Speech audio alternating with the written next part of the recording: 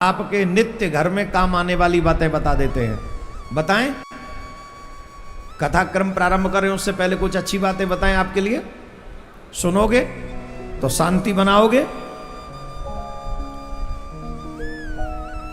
जो लोग अपने घर में बहुत ज्यादा लक्ष्मी प्राप्त करना चाहते हैं, जो कि पैसे से तो पेट भरता ही नहीं है किसी का, करोड़ों रुपए बैंक में भरे पड़े पर फिर और चाहिए इनको, नीयत नहीं भरती ना, पेट नहीं भरता। इच्छाएं तो पूरी हो रही हैं, भगवान कर ही रहा है, जरूरतें पूरी हो रही हैं, इच्छाएं नहीं हो रही। तो सुनिए,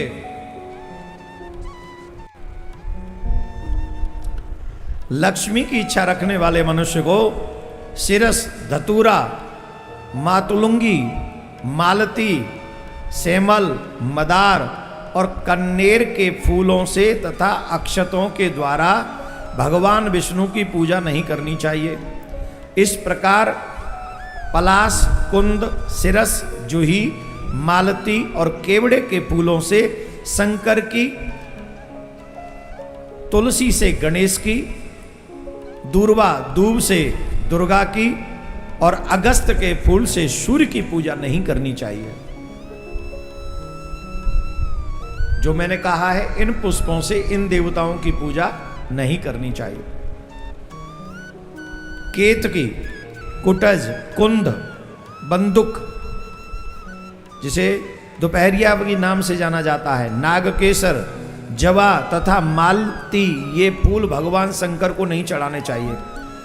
मातुलिंगी, बिजौरा नींबू और तगर कभी सूर्य को नहीं चढ़ाए जाने चाहिए। दूर्वा, आक और मदार ये दुर्गा को अर्पण नहीं करने चाहिए। पलाश, कास के फूलों से तथा तमाल, तुलसी, आंवला और दूर्वा के पत्तों से कभी भी दुर्गा की पूजा नहीं करनी चाहिए। गणेश जी को पूजन में तुलसी कभी भी नहीं अर्पण करनी चाहिए। और क्या करना चाहिए? स्नान के बाद, अब देखो पुष्प कैसे और कब लेने चाहिए, ध्यान से सुनो। स्नान के बाद पुष्प चयन नहीं करने चाहिए, स्नान से पहले करने चाहिए। स्नान के बाद पुष्प चयन न करें, क्योंकि वे पुष्प देवता पर चढ़ाने के योग्य नहीं रहते। अधिकांश ऐसा ही करते हैं, पहले स्नान करते हैं, फिर पुष्प तोड़ने जाते, चयन करने लाते हैं और फिर देवताओं पे चढ़ाते हैं। और शास्त्र ऐसा कह रहे हैं, हम अपने आप से नहीं कह रहे हैं, ये अग्नि पुराण में लिखा हुआ है।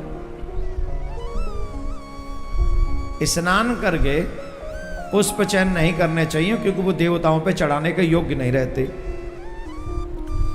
किस किस दिन तुलसी का चयन नहीं करना चाहिए? और ये बात माताएं बहुत तुलसी की सेवा करती हैं, सभी माताओं को बड़े ध्यान से, क्योंकि जिस दिन तुलसी नहीं तोड़नी चाहिए, अगर उस दिन भी तुलसी तोड़ी, तुलसी का पत्र चयन किया, तो बहुत बड़ा पाप लगता है। आगे बताऊंगा कितना बड़ा पाप लगता है। इसलिए इससे भी हमारी पूजा निष्ठ होती है ना, मजबूत होती है, इससे भी हम लोग आगे बढ़ते हैं पूजा के कार्य में, इसलिए सुनना चाहिए। पूर्णिमा, अमावस्या, द्वादशी, सूर्य संक्रांति, मध्यकाल, रात्रि, दोनों संध्याएं, असौच के समय, रात में सोने के पश्चात बिना स्नान किए, इन सब समयों पर तथा तेल